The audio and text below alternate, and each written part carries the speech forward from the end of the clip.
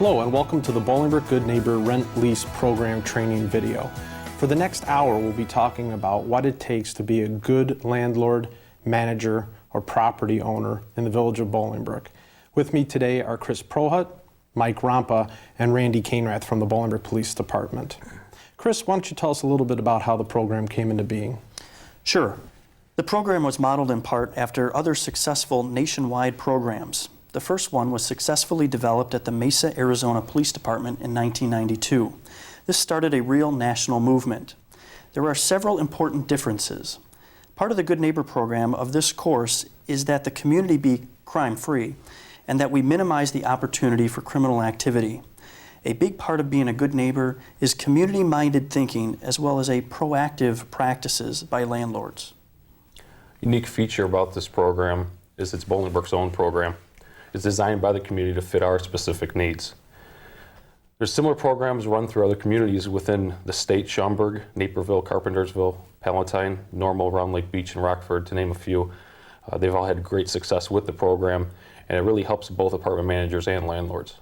And I think that's an important point we need to make, is that this affects landlords, property owners, managers, and agents of residential or units where people live as opposed to commercial properties. That's all that this ordinance addresses.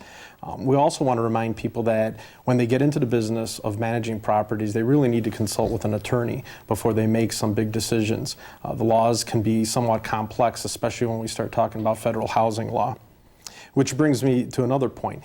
Just as a refresher for some people, there's criminal law and there's civil law. And out of those two schools of law, there are different levels: federal, state, and local. What we're talking about today is on the local ordinance level, an ordinance enacted by the village of Bolingbrook that'll actually help give the tools to landlords to be able to help manage their properties better. Section 27-207 of the Municipal Code of Bolingbrook is what was passed. And this is the ordinance that specifically addresses in multiple parts some of the rights and responsibilities of landlords, as well as it actually affects some of the tenants too.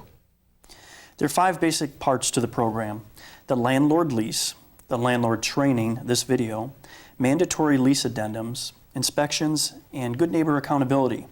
The ordinance requires that any person, whether it be an owner, an agent, a manager, who wishes to rent out to any dwelling to any person, first obtain a landlord license from the village of Bolingbrook, located at the village hall. That's where they can apply and receive their license. The address of the village hall is 375 West Briarcliff. The license is good for 1 fiscal year. The fiscal year for the village is May 1st until April 30th.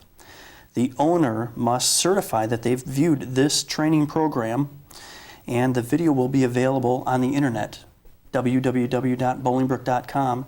Click on the link and they can actually view it from a public library, their office, or their home. The ordinance, one of the components is that it requires a lease addendum, and specifically in the ordinance is the language that needs to be included on all leases after July 1st of 2007. In that lease addendum, it gives landlords the right to evict tenants if there are certain types of activity. And listed is criminal activity, drug activity, which includes the manufacture, distribution, delivery, use, or possession of any illegal drug. And they define in the ordinance illegal drugs as stated in the federal code 21 USC 802. Again, as we were talking about before, making some of these decisions, it might be best to consult with an attorney. But in that federal code, it talks about the drugs or drug activity, specifically controlled substances, the actual drugs themselves, look-alike substances, precursors that are used to make illicit drugs, the depressants, stimulants, amphetamines, LSD, cannabis, marijuana, narcotics drugs, which can be any derivative of opiates, poppies, heroin, cocaine, anabolic steroids, methamphetamine, and all the precursors. That's a lot of information all at once, which is why we'll put a link up to that federal statute up on the website as well to help landlords be aware that basically they're talking about all of the different illegal drugs. Another portion to this is maintaining a nuisance, which is covered in the Bolingbrook Municipal Code 27-212, which affects quality of life issues. It's basically conduct that injures or endangers the health, safety, peace, or welfare of the surrounding community. Again, quality of life issues. These also include a unit that would be subject to 3 or more police calls of service to a said residence by a due of misconduct to either the tenants or the guests of those tenants. The unit also has been declared a nuisance based upon its physical condition or disrepair. Few questions that you really need to ask yourself as being a good neighbor or having good neighboring skills are the basics, the property maintenance aspects of, do you keep your lawn mowed? Village requires that you maintain your lawn in less than 6 inches of height. The noise level that's created by your household, whether this be anything from your radio, TV, musical instruments, parties, entertaining, whatnot. This is specific to adjoining units more so even than to single family because it's easier to be affected by those things. Where you park your vehicle. Do you park your vehicle on the street in front of a mailbox? Do you block driveways? Do you block the sidewalk? Do you impede just the foot traffic of your fellow neighbors? Is the exterior of your home in good condition? Code enforcement looks at certain criteria of a home, anything from peeling paint, missing screens, driveway no repair, the overall presence of your home. And this also works in conjunction with recycling containers and also garbage containers. The village passed ordinance 2 years ago that prohibits you from storage of those containers outside the home. And one of our most frequent complaints is that of pets. Do you have too many pets? Are they running loose? Or do you have barking dogs? Do you pick up after the animal? Keep in mind that this lease addendum covers the tenant, the members of the tenants within the household, and also guests thereof. Right. With the passing of this new ordinance, the village still requires that all rental units be inspected by the code enforcement prior to occupancy. The officer will now be checking to make sure the landlord, or which is the owner or managing agent, one, has a landlord license and therefore has watched this video and is aware of what constitutes grounds for terminating the lease, and two, has the required lease addendum as part of the lease. Right. What we're looking for is that the landlords will come to Village Hall, apply for the license to be a landlord in the village. They'll check the box that certifies that they've watched this video online, so they've been educated. Then when they go to rent their property, they'll call code enforcement, as they've had to in the past, to get an inspection done of their property. What then happens then with the lease addendum as part of their regular lease, if there's some type of an issue that comes to the attention of the landlord, hopefully they find it before the police department does or code enforcement, then we'll be able to address that proactively with the landlord and with their tenants. Another benefit of this program is that it allows the landlord to encase a stable, more satisfied tenant base with less turnover. You have a happier tenant and you have happier neighbors. Increased demand for rental units with a reputation for a no-nonsense type of approach, that word will get around. And there's a lot of people that look for a good landlord. Lower maintenance and repair costs. Bad tenants can cause destruction to your property, which in turn will cost the landlord money. Right. So with that in mind, this also ties into increasing your property values. By increasing your property values, that makes just about all landlords and I think property owners a little bit happier. Improve personal safety for tenants, landlords, and managers. That's an important part of this. And nobody really wants a bad neighbor.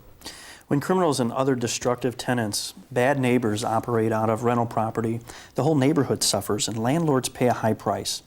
That price may include a decline in property values, property damage from abuse, neglect, retaliation, civil penalties, including temporary closure of the property or actual property seizure, loss of rent during the eviction or the repair periods, fear and frustration trying to collect rent, or you're dealing with a dangerous tenant, or they're threatening you. Increased resentment and anger between neighbors and the property managers, and a loss of other valued tenants who move out or don't renew their lease. The lease addendum spells out grounds for termination. It outlines what conduct is not consistent with being a good neighbor and gives landlords the tools needed to terminate the relationship. Well, hopefully it doesn't get to that point. And in the next segment, we're going to be talking about getting off on the right foot and helping make sure that landlords find good tenants.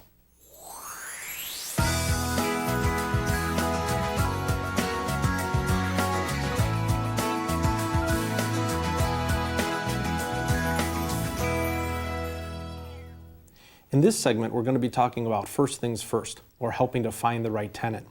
We hope to never get to the point where we need to replace a tenant or need to conduct an eviction.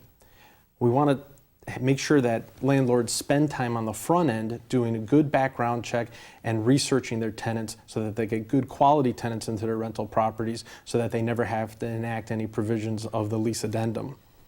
Choosing that tenant's not an easy process. There are a lot of different laws, again, that would require an attorney to review an application process or review the criteria. But some basic things we want landlords to keep in mind. It's never okay to discriminate housing based on race, sex, age, gender, family status, family size, nationality, ability, or disability. When landlords do background checks on their tenants, what they're looking for, since this is a business transaction, is any legitimate reason why they wouldn't want, a legitimate business reason why they wouldn't want a tenant to be occupying one of their units. Examples of some of those things oftentimes are bad credit, bad prior history, other places that they've lived, and a bad background check from references sometimes that those tenants have even provided themselves. By spending that time on the front end, we get a better picture of what this prospective tenant is like. Chris, what do you think makes a good tenant? A good tenant is a good neighbor. It's one who pays the rent on time, able to live in peace and harmony with their neighbors, cooperatively with others in the community, and they bring minor repairs that need attention to the landlord so that little things don't become bigger problems later down the road. If there's a small leak, work with your landlord and then have the landlord fix those problems early. A good landlord will gladly make those repairs. Repairs are a cost of doing business. It's a business practice, just like paying property taxes. And it's a cheaper fix when it's a small problem as opposed to waiting for it to become a big problem. Exactly. A tenant that breaks personal property, leaves in the middle of the night, takes your appliances, does damage to your walls, obviously is a bad tenant. This tenant must be screened out before they're in your house. Also, a tenant who cannot get along with others and conducts criminal activity from the property cannot be tolerated either. Which in part brings us to a screening process. And the tenant screening process really needs to begin by avoiding claims of discrimination. Basically, like you said, treating everybody equal. All prospective tenants should be treated equal, and the process should be done identically for each and individual tenant. It starts out with, I believe that the packet or a file that you can keep on each tenant is a very important part due to the fact that the process of the application process is maintained in your reserves. It's held by nobody else. Right. And that gets us to the application itself. The application is a place where a landlord requires most truthfulness from a tenant. All landlords should require written applications. The application should be very carefully reviewed by a landlord. If a potential tenant refuses to fill out an application, in no instance should the landlord consider renting to this person. This is a sure sign of trouble. The application should request, at a minimum, the following information from all prospective tenants over the age of 18 who live in the property: the tenant's name, employer's name and monthly income, driver's license number and social security number. It's also a good idea to get a copy of each of those. Right. Credit and bank information, including monthly debit payments, credit report or authorization, automobile information, make, model, and color, and license plates of cars, rental history, and references. The application should include a credit check authorization portion that informs the prospective tenant that the landlord intends to verify and check the credit information contained on the application. Well, that credit report, along with the written application that Randy talked about, and as Mike said, putting it all together into an application packet is what's important. I don't think we can overestimate how important the application packet and keeping those records and good documentation is. If later there were ever a claim of some type of improper practice, you want to be able to show an entire packet of the application, the credit history, the interviews that you do with references to show why someone wasn't allowed to be a tenant for a particular property. So that brings us to excellent written notes, including when you do the actual interviews and you call references or you call places that the tenant has lived previously, to actually record their name, the time, the date of the phone interview, or if you made the interview yourself and in person. Also any other people that were present, and writing down exactly what the person said, not just summaries, so that you have direct quotes of what people said. Right. Prior landlords are a good place to start, as well as prior homeowners associations. Sometimes prior landlords may not return phone calls, may be too busy, but a lot of times you can get in touch with prior homeowners associations who really have no business interest, but might be a little bit more frank and honest with how the tenant was when they were living there. Obviously, if you're calling anybody for a reference or a prior place that someone lived and they fail to return your phone calls, or they're very evasive, that'll be a big red flag, especially if it's somebody that they provided to you to give a good positive reference. Somebody like that who refuses to take your phone call, that's a big red flag. The credit report itself is an important key to this as well. Once the landlord has a completed and signed application, they really need to do a credit check, credit authorization. If it looks promising, you need to check references, employment, and prior landlords. Find a credit reporting bureau and order that credit report. It's money well spent. Landlords may pass along that fee to the prospective tenant, but they really should only charge the actual cost of that application fee. Right. They may tend to screen out actually certain potential tenants that may not be a good tenant anyhow. The report should be reviewed, and late payments, prior bankruptcies, and outstanding debts are red flags, as you stated previously.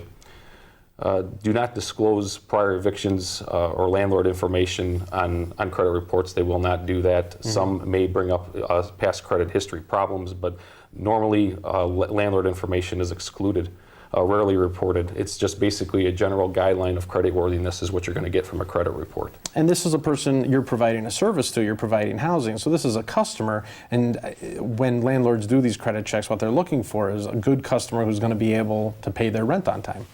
That's exactly what it is.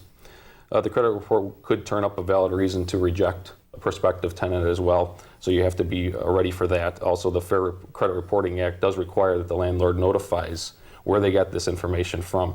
So they have to supply the name and the address of the credit bureau to the prospective tenant, and that copy needs to be filed within 60 days of landlord's notice of rejection in order to get answers from that.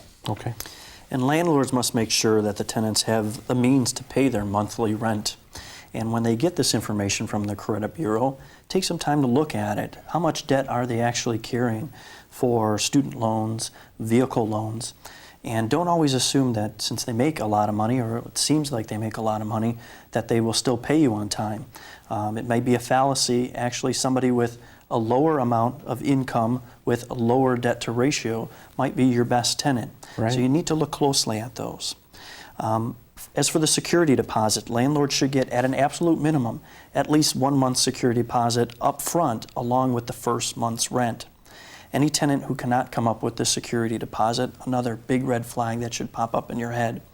When accepting a security deposit, it's essential that the landlord provide a receipt. Again, this is a business transaction. Just as you're keeping documentation, so is the tenant. The greatest mistake ever made by landlords is the failure to adequately screen a prospective tenant. Right. Again, a little bit of diligence up front can save you a lot of headaches and a lot of money later. A good tenant is a joy to deal with, profitable for the landlord, and a good neighbor for the community. A bad tenant can be a costly disaster. Many times, a landlord will lose focus when attempting to lease out an apartment or rental property. They're simply seeing it as money to pay for the property. We want you to expand that good tenant for yourself, as well as the community, as well as the village. A landlord may be so desperate to rent out a property that any tenant with cash is acceptable. We would hope that you would think otherwise. Frankly, most of the landlords who get into these unacceptable situations end up regretting their actions down the line, and they lose other tenants or lose rental income due to bad tenants. Right. They end up being short-sighted.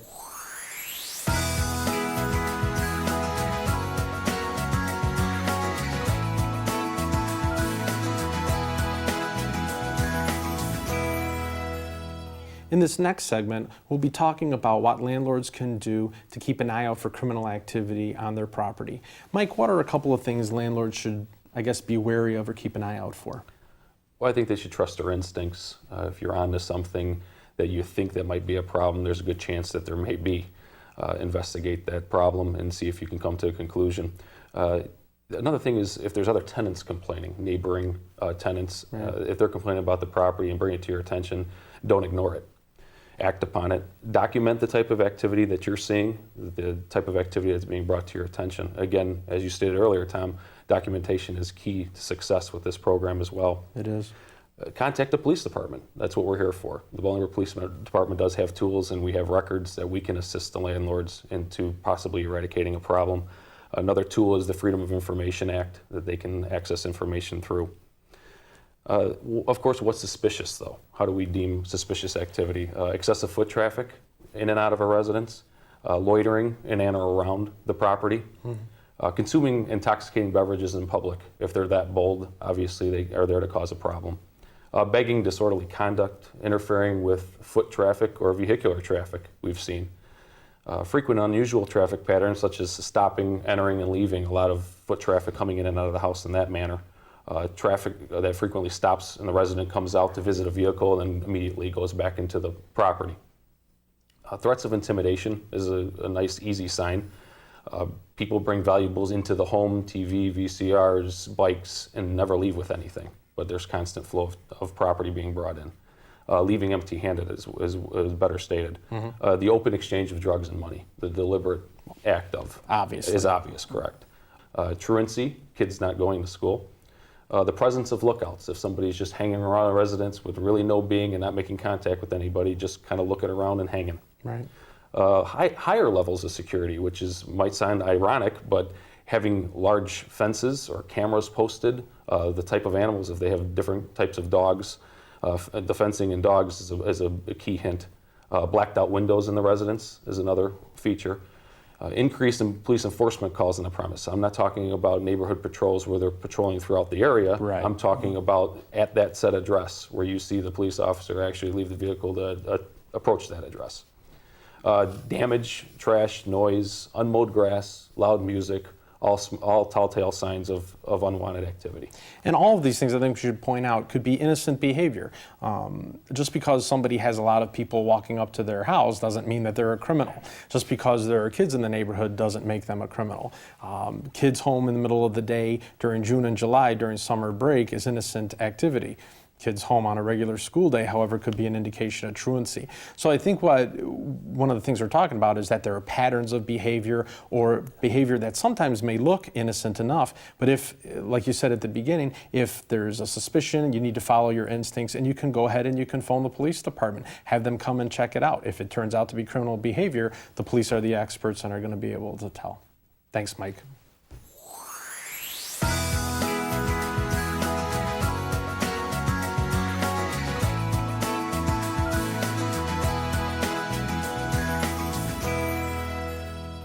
In this next segment, we're going to talk about some of the things that landlords can do to help harden the target or help prevent criminal activity at their property.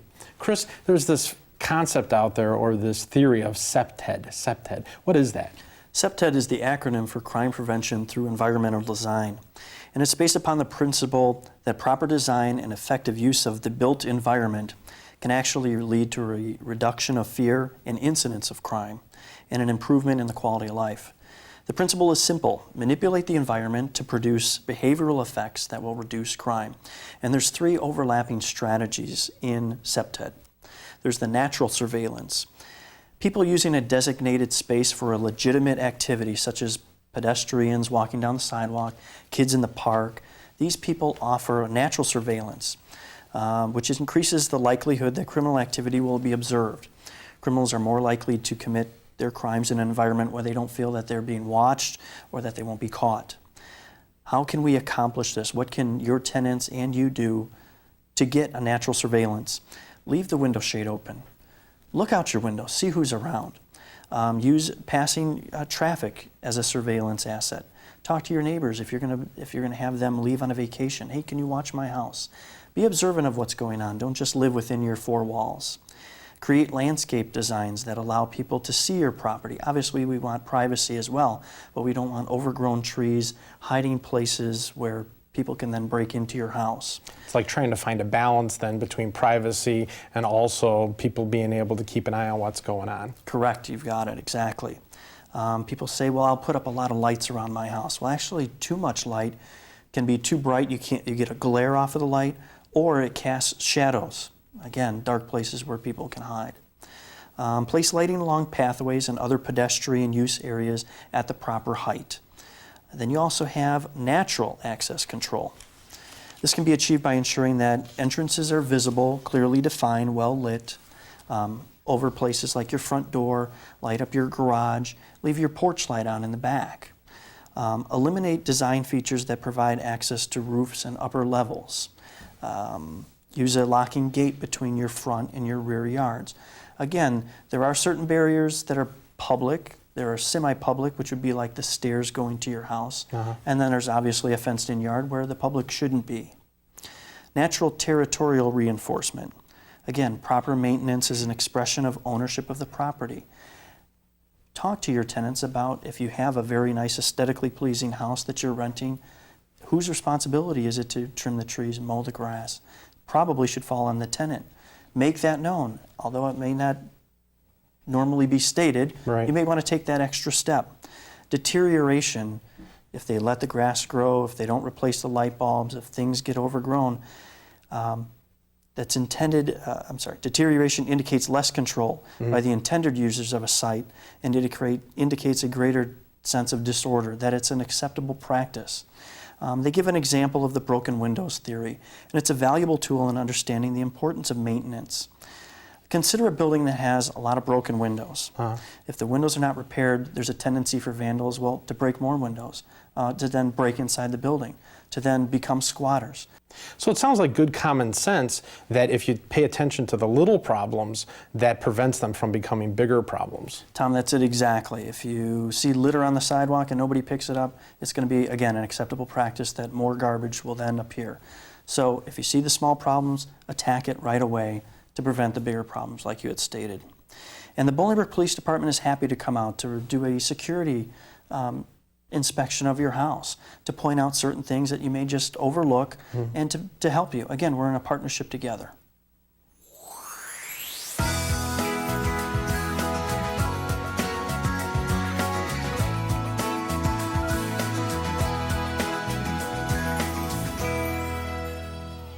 In the village of Bolingbrook, all units that are subject to rental need to be inspected by the village's code enforcement department.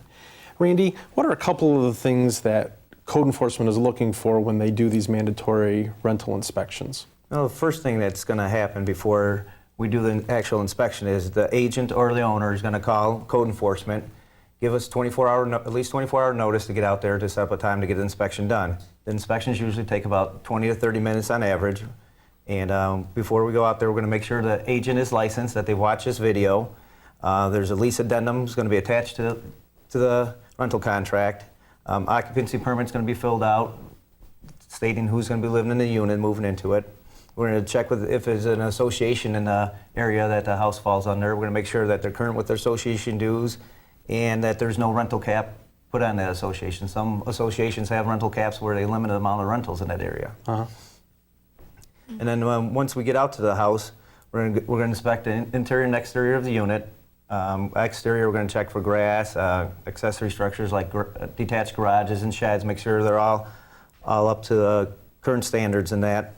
Check for peeling paint and broken windows and screens on the property. And once we get inside the house, we're going to check the interior of it. We're going to make sure there's working smoke alarms on every level of the house. They can be battery operated or hardwired in. Test all the electrical outlets in the house and check the plumbing fixtures. What would you say when you go out with code enforcement to do these inspections, what would you say is one of the main reasons you have to come back for a re-inspection because the landlord or property owner hasn't done something they were supposed to do? Well, the main cause of a failure of a rental inspection is non-working smoke detectors on every level. The most common theory is people think you just need them on the floor that sleeping rooms are on. But that's not the case. They're required on every level of the house. And also the other thing would be that landlords don't have utilities on at the time of inspection when we come out there. They need to make sure that they do that. There's also, and we're going to put up on the website the checklist that code enforcement uses so that property owners can go ahead and take a look at that as well and know ahead of time before you ever come out to inspect the property what the standard that they're going to be held to. But there's also a fossil fuel inspection or an appliance inspection form. Correct. It's a form that we just need a contractor's form stating that all gas-operated appliances in the unit are in good working order. There's no gas leaks in the house.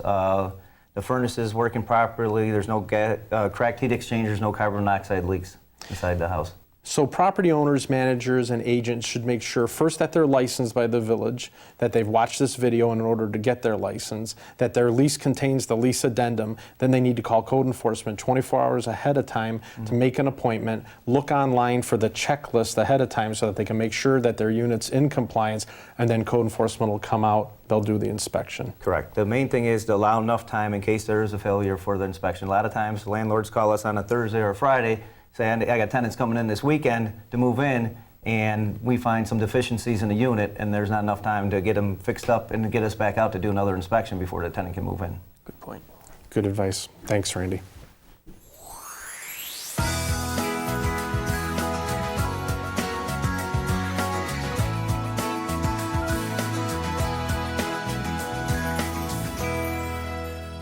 Hello, and welcome back to the presentation of the Bolingbrook Code Enforcement Good Neighbor Program. What we're going to do today is walk everybody through a couple of inspections. Initially, we're going to start with the apartment inspection and what pertains in this inspection, and then we're going to move on to a couple other things, single-family home inspection and exterior inspection of a single-family home. Let's go ahead and get started. When we enter the apartment, the first thing we're going to do, and I have an officer here to help us out, is we're going to check the entry door as we walk in.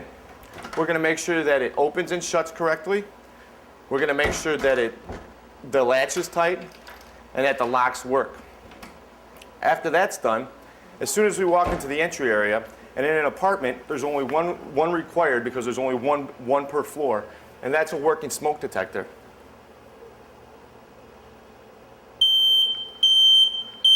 That seems to be in good working order after a short test of a press down of the button. After that, we're going to move on to testing outlets in the apartment. We're going to test every one by one, with an outlet tester. These outlet testers can be purchased at your local home improvement store for a nominal fee, and they're good to have just to test what you have before we even come in.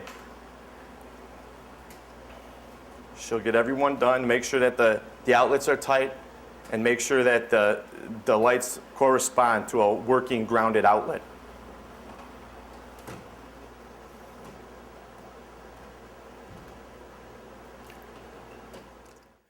We move on to the windows at this point. What we're looking for in the windows is a nice tight seal between the vinyl of the window and the construction of the apartment itself. We also want to make sure that the screens are in good working order, that they open and close and that they're clean, as well as the windows themselves open and close and have locking mechanisms in place. She's going to do that for each window.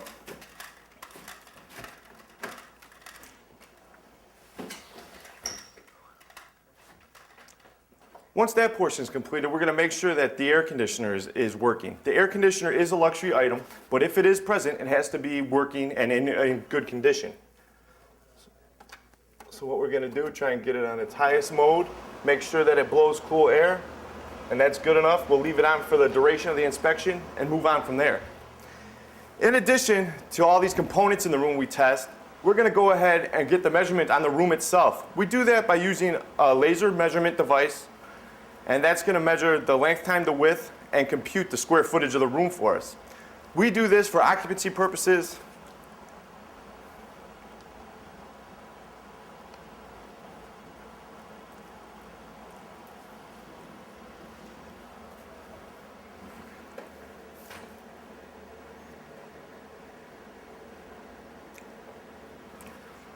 After that step's completed, we're going to move on into the kitchen.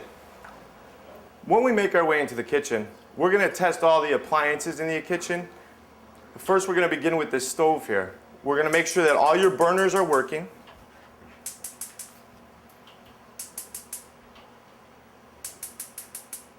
We're going to make sure if there is a vent hood present, that both components of that vent hood, the light and the fan, are in working order. Once again, in this room, we have additional outlets that require testing.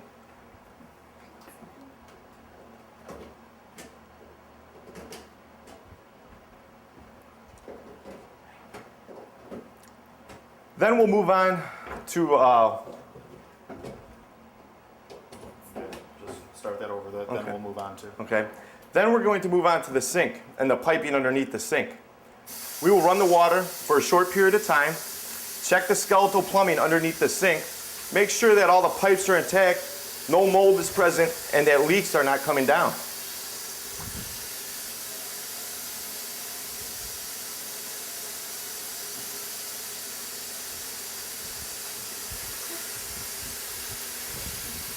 While we're down by the cabinets, we will also make sure that the cabinets are hinged, that the knobs are in good condition, and we also make sure on the sink that sink stoppers and plungers are in place.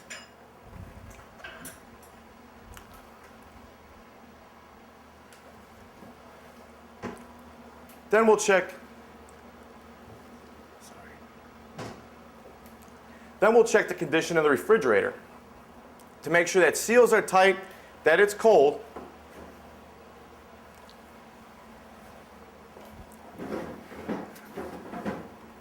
and that in the remaining portion of the kitchen, we will test the additional outlets that are here.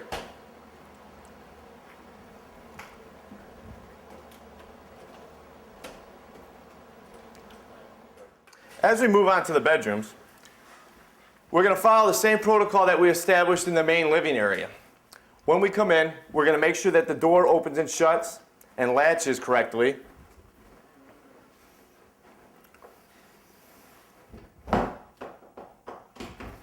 Very good.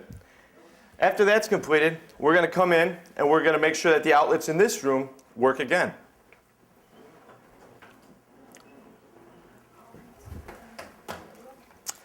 This outlet tester that we have there, as you can see, it has the two top yellow lights lit. That's a correct wiring. This shows several different combinations of what may be wrong with the outlet itself. Wiring, it not being grounded, things of that nature. All's looking good with the wiring here. After that's completed in this room, we're going to go ahead and move on to the window area. Once again, what we're looking for in the window. We're looking for the window to be tight against the construction of the apartment. We're looking for the window itself to open and close easily. Make sure that the screen is intact and that locking mechanisms are in working order. After that's completed, we're going to go ahead and get the measurements off of this room. Once again, this pertains to the occupancy standards set forth.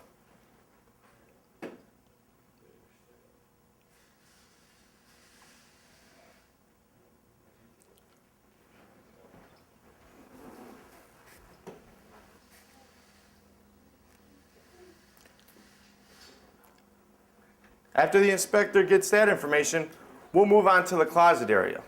With the closet area, we're going to make sure that the door to the area opens and closes. Make sure that there's no unnecessary rubbing of the door on the carpet, causing unnecessary wear and tear.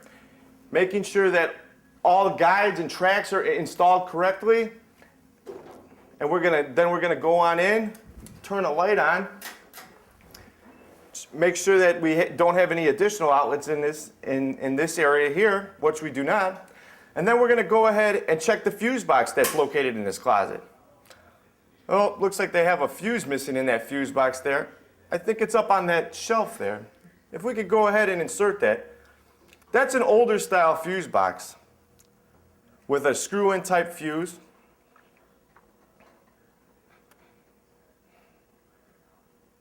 All better. With that fuse replaced, it looks safe and in good working order. We'll close that up.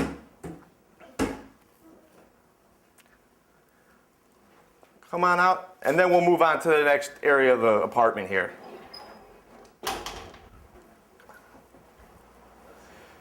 For every following bedroom, the inspection will take place as conducted in the first bedroom. We're going to look for the same violations that are present throughout the house. We're going to look for consistency. And we're going to, as you can see here in this screen, it's torn. That constitutes a violation. That would have to be fixed prior to the inspection passing. As you move into the bathroom, first you'll see the sink. And we're going to test the sink in the same manner that we tested the sink in the kitchen. We're going to make sure the stopper's in place and working. Make sure that the skeletal plumbing system underneath is free of mold and mildew, has no leaks, and is in good working order. In addition to this, we're going to make sure that the hot runs hot and the cold runs cold. After that, we will make sure that the cabinet is in good working order also underneath the vanity portion underneath the sink. After that, we'll move on to the toilet. With the toilet, what we're looking for is that the toilet's on its hinges. Make sure that there's a constant caulk seal around the bottom. And make sure that it flushes properly.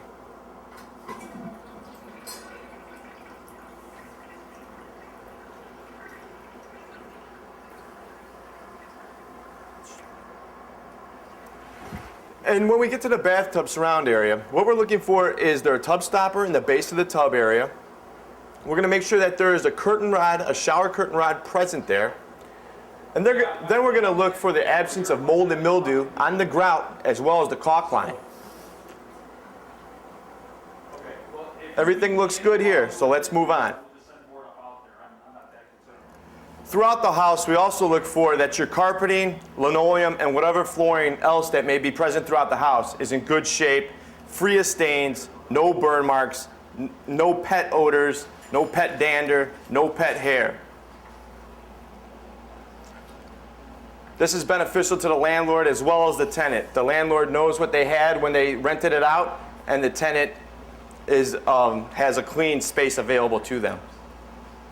In addition to regulations required by the village, the state has mandated that carbon monoxide detectors be present within 15 feet of every sleeping quarter present in a dwelling. Now, this is not required by the village of Bolingbrook, but is by the state of Illinois. This went into effect beginning January 1st, 2007. Whatever wasn't covered in the inspection of this apartment, if it is present in the apartment, it should be in good working order to ensure the tenant's safety. Moving on to a single family rental inspection. We're going to begin with the exterior of the house here. And when we come to the exterior of the house, we're going to look at several things. At this portion of the house, we're going to make sure that the door jamb wood is in good shape. Make sure that the door itself is in good shape. No peeling paint, no broken windows. Make sure that doorknobs are in good shape. We're also going to look at the siding. Make sure that there's no peeling paint on the siding. Make sure that the soffit and fascia area are also intact. That includes there not being any peeling paint or any other safety hazard that may be present. Moving on from there, we're going to make sure that steps and walks are in good condition and that they're free from safety hazards. We can also move on to the windows and the windows frames on the back of the house. We're going to make sure that the windows themselves are in good order. We're going to make sure that the frame is sturdy and affixed to the house properly. We're going to make sure that screens are present, and we're also going to make sure that lighting that is present is in good working order with no busted panes on the glass itself. Any outside outlets that were present would be tested, and we would continue this procedure to all four sides of the house. Moving up from there, we're going to make sure that the roof is in good shape. Make sure that the roof is free from debris that would cause the gutters to clog, and make sure that the shingles are in good condition. We would also extend that to the inside. We would also extend that inspection to the inside of the roof to make sure that there are no leaks present on the ceiling. As well as the gutters, the downspouts have to be in good order. We're going to make sure that those aren't clogged and that they're affixed properly to a fixed object. Continuing with the outside of the house, we're going to look at accessory structures like fences, sheds, detached garages, whatever other structure that's present on the property. What we're looking for in a fence is that it's sturdy, that all its pickets are in place, no rotting wood is present. If we had a shed, we would look for the things that we also look for in a house: peeling paint, rotten wood, stairs in good condition. Moving along to the front of the house, we're going to look at several of the things that we also looked at on the back of the house. On the front of the house, we have present an outlet. We're going to test that with our outlet tester, just as we did on the interior inspection. Once again, the two corresponding yellow lights are lighting up. Everything's good. General maintenance on the outside of a house and being a good neighbor includes your grass being kept cut, any shrubbery that may be out here to be kept in a trimmed and nice manner.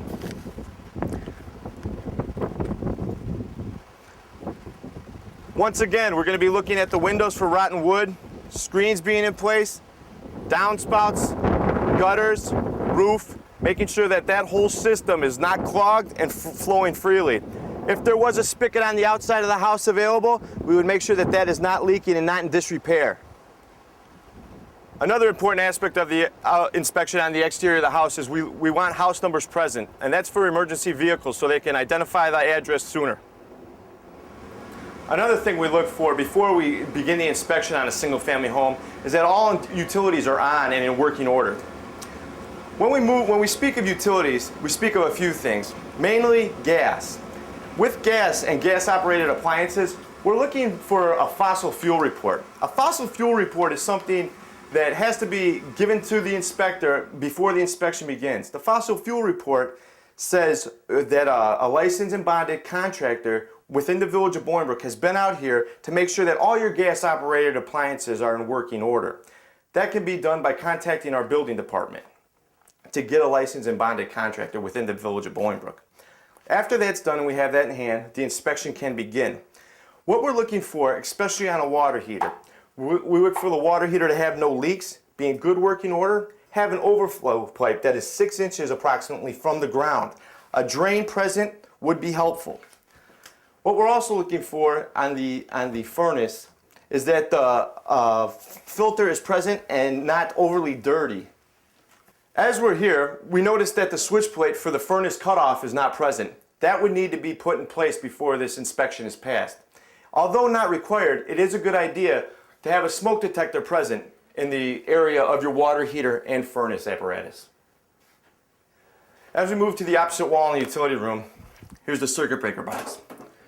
With the circuit breaker box, we want to make sure that all blank areas where the circuit breakers would be are covered to prevent injury to the tenant. Also in this room, we move on to a gas line here that is not currently in use. If the gas line is not in use, it must be capped off with the proper size cap. If there is a fireplace present in a single-family home inspection, we will make sure that the doors on the front are intact, and we're going to make sure that the flue is working and operational. Looks good here.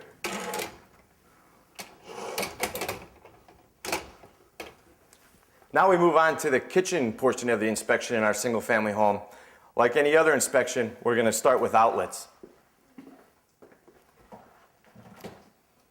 As the inspector moves on, please notice the GFI outlet, the ground fault circuit interrupter, nearest the water source on either side.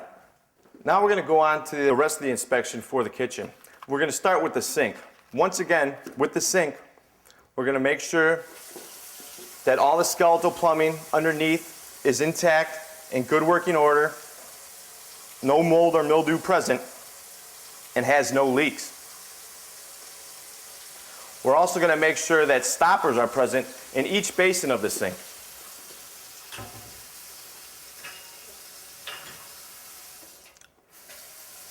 She's going to test to make sure that it's cold when it's supposed to be cold and hot when it's supposed to be hot. Moving on to the stove. We're going to make sure that all the burners work.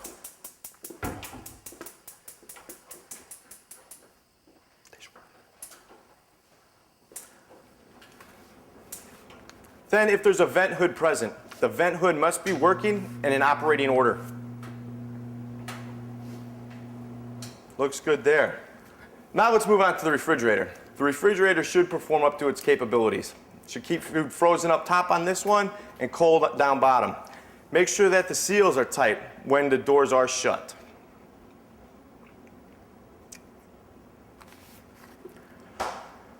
Moving on to the dishwasher. We're going to open it up, make sure that it opens and closes properly. Roll the racks out, make sure that the racks are in good order. Looks like a new dishwasher, so everything looks nice here. The sliding glass door present on single-family homes must be in working order. They must open and close smoothly and lock as well.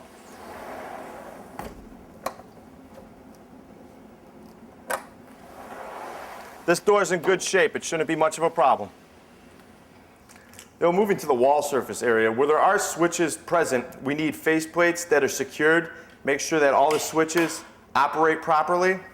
And with your thermostat, we want a good display if possible, and we also want to make sure that it turns on and off and moves from heat to cool. As we move down the corridor here, we're going to look at the air return. We're going to want to make sure that it's affixed to the wall properly, and we're going to want to make sure that it's free from obstruction and unnecessary dust. Moving on the ceiling portion here in the hallway, there's a smoke detector. One floor house, one smoke detector needed. We're going to test it. It should kick in. There it is. Moving on to the bathroom, we're going to do quite like we did in the apartment. We're going to look at the tub. We're going to make sure that there is a plunger present in the tub. we're going to make sure that all caulk and grout lines are free of mold and mildew. Moving over, we're going to make sure that the toilet is in working order. The seat is tight, the seal around the bottom also tight, and we're going to make sure that it flushes properly.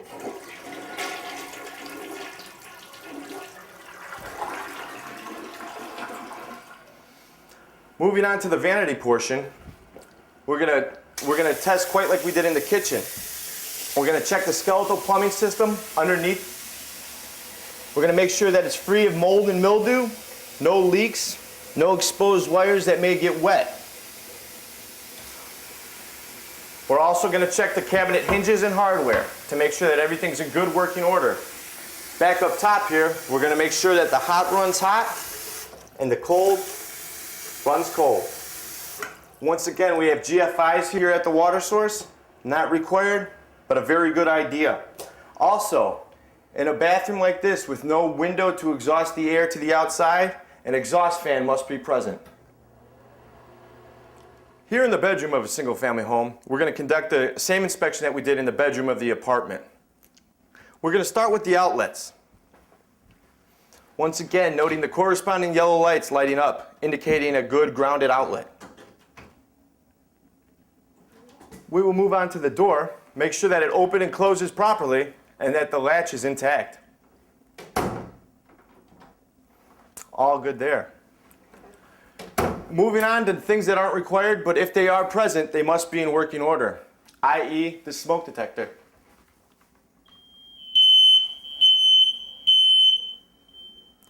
We'll move on to the closet door here. The closet door must open and close freely, be connected in the tracks on the top and the bottom. Any light that's present should work.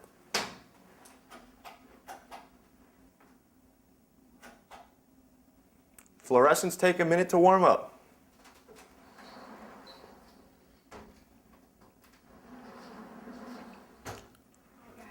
Moving on to the windows.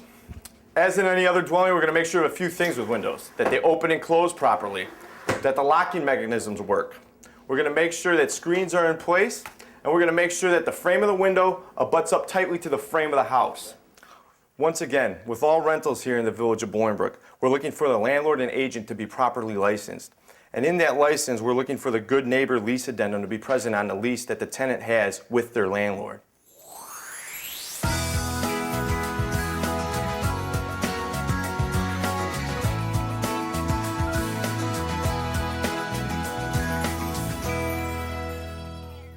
In this next segment, we're going to be talking about documentation advice as well as assistance available from the police department when dealing with tenant issues. Chris, Mike, what are some of the things if we end up in a situation where a tenant isn't being a good neighbor, where the police department can help become involved? Well, evicting the tenants is our last option. Right. The landlord doesn't really want to do that, basically because it's time consuming and costly. It's definitely a last option for them. We do recommend if it does reach that level that they get professional legal advice from their counsel if the situation calls for an eviction. Work with the tenants to try to overcome the problem instead of reaching that level. That's what we're trying to do. Correct them so they don't reoccur. Too many times we see a problem reoccur and we don't want that to happen. If, in fact, the tenant is asked to leave, you need to back up your decision. How do you do that? Like we've stressed, documentation. Document, document, document. Picture statements and complaints from neighbors. Mm-hmm. That's a very good tool to use. Video, if it's applicable, would be very good for their court case. Copies of police reports, again, the freedom of information here, that rears its head again. Observe the behavior yourself. Too many times landlords are out of sight, out of mind. They need to be more of a hands-on approach. Physically collect the rent, speak with the neighbors, get involved with your tenants. That's right, Mike. There is a fallacy that a criminal conviction is required before a tenant can be evicted, and that's just not so. Obviously, the more evidence you have in justifying an eviction, the better off that you'll be if it's challenged later.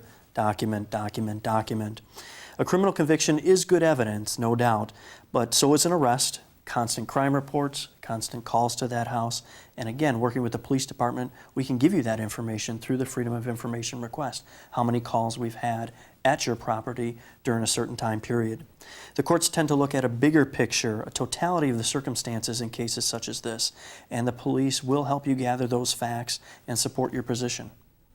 There's a balancing act that has to take place. Obviously, people have a right to privacy. Even when they call the police, sometimes there are some private matters that they have to deal with the police. There's the laws in effect, the Freedom of Information Act, or the FOIA that we referred to before. Landlords have a right to come in, as does any citizen, and file this Freedom of Information Act report. And then once that's reviewed, they'll be able to get the facts that they need, because they have also a balancing act. They have an interest here because it's their property, so that they can document with dates, times, and report numbers activity that's going on their property. Hopefully, again, it doesn't get to that point, but if it does, that documentation is usually available.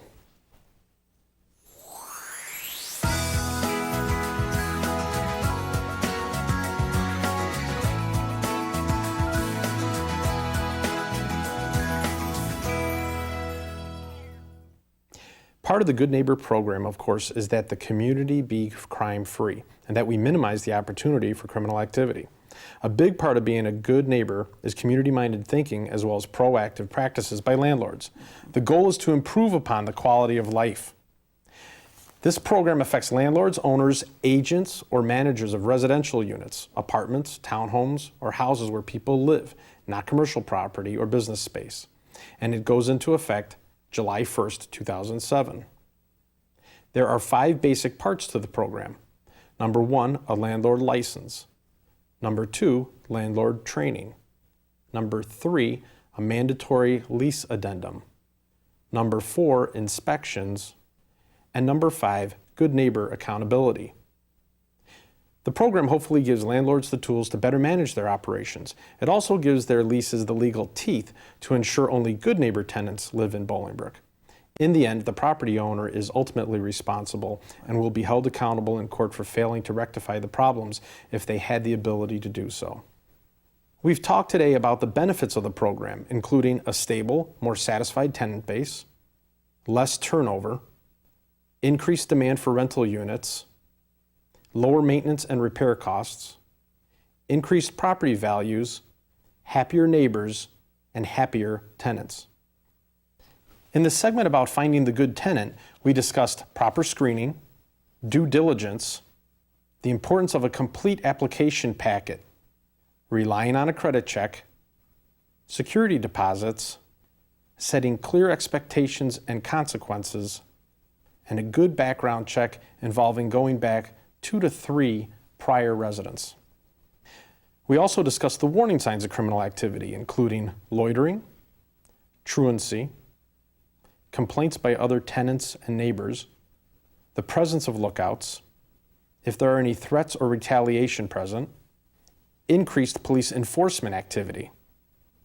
In the segment on crime prevention through environmental design, or CPTED, we covered natural surveillance, access control, territorial reinforcement, the importance of proper maintenance and upkeep, and how taking care of small problems prevents bigger problems, or the broken windows phenomenon. We talked with Randy Cainrath about rental inspections and some of the common deficiencies that landlords and property owners can avoid. There's actually a checklist put up on the website to help property owners know ahead of time what code enforcement will be coming out when they do their inspection. And lastly, today we talked about the available assistance from the police department if termination of a lease is necessary. We talked about how evicting tenants is obviously a drastic and last option because it can be time-consuming and costly. We talked about getting professional legal advice whenever a situation calls for an eviction, and making sure that the situation is documented with pictures, statements, documented complaints from other neighbors, and from other tenants. We talked about the importance of video if there's criminal activity going on, as well as obtaining copies of police reports through the Freedom of Information Act.